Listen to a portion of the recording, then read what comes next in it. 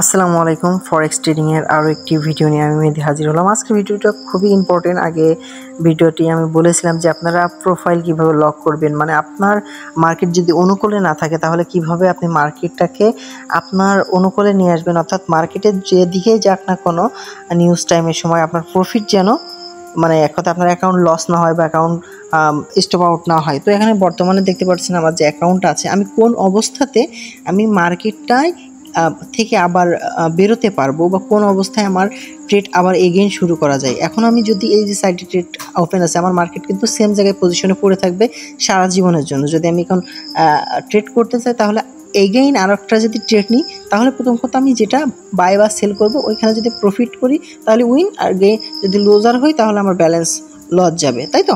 আচ্ছা, এবার আসি আমার কোন জায়গাতে তাহলে বাই বা সেল নেওয়া উচিত। এখানে দেখতে পাচ্ছেন বর্তমানে পজিশন কি, সেলের পজিশন দুইটা, যেটা অনেক দূরে, এবং বাইয়ের পজিশন মার্কেট আস্তে আস্তে উপরের দিকে যাচ্ছে, তাই না? এখন আমি যদি লকটা ছাড়াতে চাই আমাকে দেখতে হবে যে মার্কেট কোথা থেকে শুরু হচ্ছে বা কোথায় আবার যেতে পারে। তাহলে এখানে মার্কেটটা বাইয়ের দিকে উপরের দিকে যাচ্ছে, তার মানে এই মার্কেটটা যদি আমি দেখেন এই জায়গা থেকে আমি লকটা ছাড়াই, অর্থাৎ এই জায়গা থেকে আমি প্রথমে আমার বায়ের মার্কেটটিকে ক্লোজ করে আসতে হবে, তারপর সেলের মার্কেট দিকে যাইতে হবে।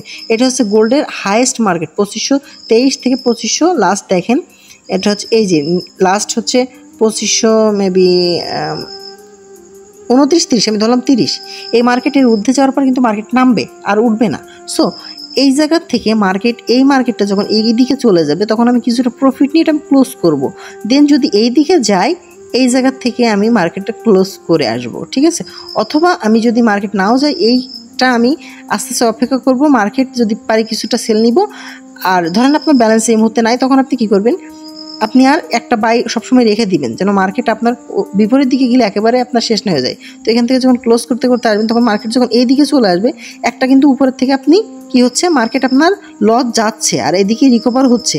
একটা জিনিস খেয়াল করেন, মার্কেট আপনার একটা বাই আছে, মানে একটাই আপনি লস করতেছেন, বাট দুটো আপনার কমে আসতেছে ব্যালেন্স, তার মানে ব্যালেন্স কিন্তু বেড়ে যাচ্ছে, ইকুইটি আপনার বেড়ে যাচ্ছে। তাই যদি হয়ে থাকে তখন আপনি কি করবেন, আপনার একটা নির্দিষ্ট সমতা আসার পরে কিন্তু বায়াস যেটা ছিল, ঠিক আছে, এইদিকে সমতা করার পরে দেখবেন যে এই দুটো আমার লস নাই, বাই আমার লস আছে, তাহলে বাই একটা লস আমি স্টপ ক্লোজ করে দেবো। যেখানে ধরেন আমি এই মুহূর্তে যদি দেখি এখন $60 যেটা আমার লসে আছে, আমি যখন মার্কেট ডাউনের দিকে আসবে তখন এই দুটো আমার রিকভারি হয়ে যাবে, 25 ধরেন $50 রিকভারি হয়ে যাবে, লস থাকবে কটা, $10। তখন আমি স্টপ লস বা $10 দিয়ে আমি এটা কেটে দিব, ব্যাস আমার ব্যালেন্স কিন্তু সমান হয়ে যাবে। এই সিস্টেমে কিন্তু মূলত ট্রেডটা করতে হয়। তো এই সিস্টেমে আপনারা রিকভারি করবেন, বা পূর্বের যে ভিডিওটা দেখেছিলাম লক যেভাবে করতে হয় সেভাবে আপনি দুই বিপরীত এন্ট্রি নিয়ে লক করবেন, অথবা 3 বিপরীত এন্ট্রি নিয়ে লক করবেন, এবং যদি ব্যালেন্স ঠিকঠাক থাকে 2-1টা স্ক্যাল্পিং করে আপনি প্রফিট ব্যালেন্স বাড়াইতে থাকবেন, ইকুইটি বাড়াইতে থাকবেন, ঠিক আছে? তো এইভাবে আপনি যদি ট্রেড করেন তাহলে আপনার balance, equity, margin, free margin level percent সব সমান থাকবে, কোনো প্রকার কিছু হবে না, একেবারে হোল্ড হয়ে যাওয়ার মতো। তো দেখুন আমি বর্তমানে আমার অ্যাকাউন্টটাকে আনলক করেছি। এক কথায় এখন মার্কেট যদি উপরের দিকে যায় তাহলে আমার লসটা বেশি হবে, মার্কেট যদি নিচের দিকে যায় তাহলে আমার এক কথায় প্রফিটের দিকে থাকবো বা লস কম হবে। এটা আমি কোন অবস্থাতে করলাম দেখুন, আমি কিছুক্ষণ আগে একটা বাই কেটেছি। তো এই অ্যাকাউন্টে ব্যালেন্স যেটা আছে এটা যদি আপনি অলস টাইম বাড়াতে চান, এই যেভাবে আছে এই অবস্থায় বাড়ানোর জন্য আপনার টেকনিক ইউজ করতে হবে একটু দেখেন। আপনি যদি কোনোটা স্টপ লস নিয়ে কেটে দেন তাহলে আপনার ক্ষতি ছাড়া কিছু না, কারণ স্টপ লস নিয়ে কাটা মানে আপনার ব্যালেন্স কমতেছে, ইকুইটি কমে যাচ্ছে। তাহলে আমার এই মুহূর্তে করণীয় কি, এই মুহূর্তে যে অ্যাকাউন্টে যে পজিশনটা আছে একটু দেখুন, এখানে কিন্তু এমনভাবে মার্কেটটা ফেসেছে, লং একটা ফাঁসার কারণ আছে, আমি এই যে সেল ট্রেডগুলো বাঁচানোর জন্য, ঠিক আছে? তো একটা বিষয় বলি, এই মার্কেট তো অবশ্যই উপরে গেল নিচে আসবে, কারণ উপরে যদি দেয় তাহলে কোনো ক্ষতি নাই।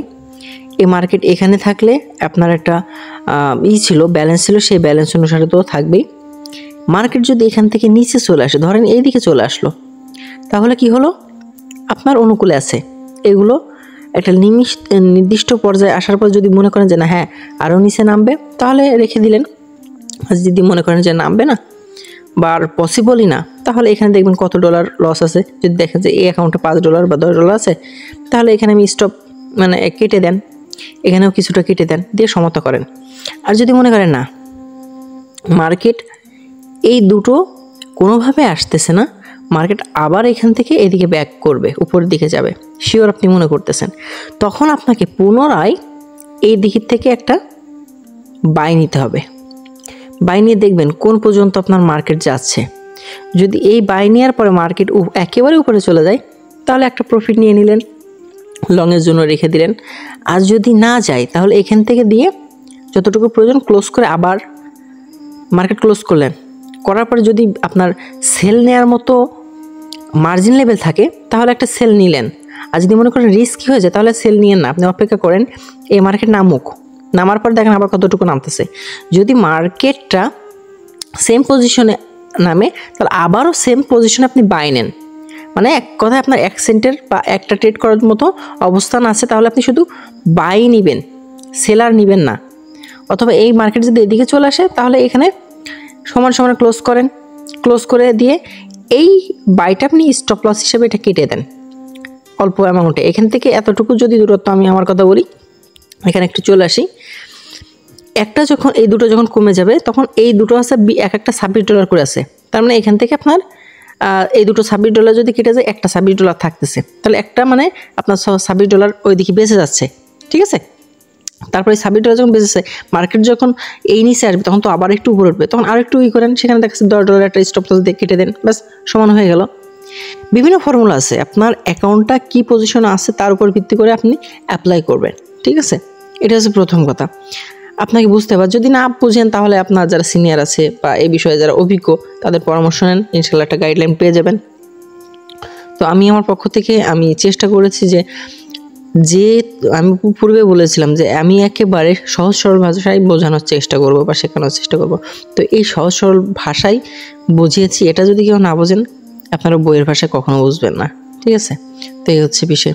তো সবাই ভালো থাকেন, দেখা হবে আবার কোনো ভিডিওতে, এবং বিভিন্ন পরামর্শমূলক বা ইনফরমেশনমূলক বা শিক্ষণীয় টপিক নিয়ে নতুন নতুন ভিডিও দিব। তো সবাই ভালো থাকুন, দেখা হবে নেক্সট কোনো ভিডিওতে। Thank you for watching my video.